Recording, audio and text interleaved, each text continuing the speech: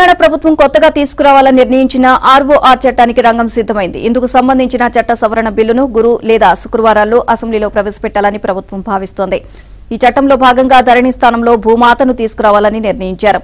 ఈ మేరకు కొత్త ఆర్ఓఆర్ చట్టం అసెంబ్లీలో ప్రవేశపెట్టే బిల్లుపై ముఖ్యమంత్రి రేవంత్ రెడ్డి నివాసంలో రెవెన్యూ శాఖ మంత్రి పొంగులేటి శ్రీనివాసరెడ్డి ఉన్నతాధికారులతో సుదీర్ఘంగా సమీక్షించారు.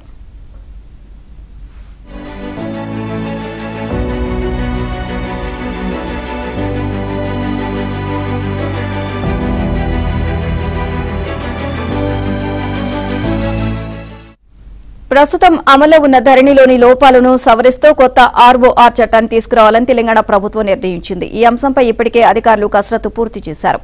ముసాయిదా బిల్లును కూడా సిద్దం చేశారు. ఈ రోజు జరిగే రాష్ట్ర మంత్రివర్గ సమావేశంలో ఈ బిల్లుకు ఆమోదం తెలిపే అవకాశం ఉంది. అనంతరం అసెంబ్లీలో బిల్లు ఆమోదం పొందిన తర్వాత గవర్నర్ ఆమోదం కోసం పంపించనున్నారు. గవర్నర్ ఆమోదం అనంతరం కొత్త చట్టం అమల్లోకి రానుంది.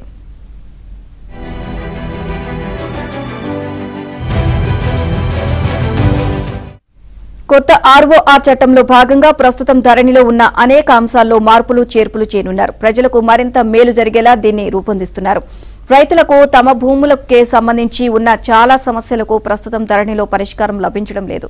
ఈ విషయాన్ని దృష్టిలో ఉంచుకొని భూములకు సంబంధించిన అన్ని సమస్యలను పరిష్కరించేలా ఈ కొత్త చట్టాన్ని తీసుకువస్తున్నారు.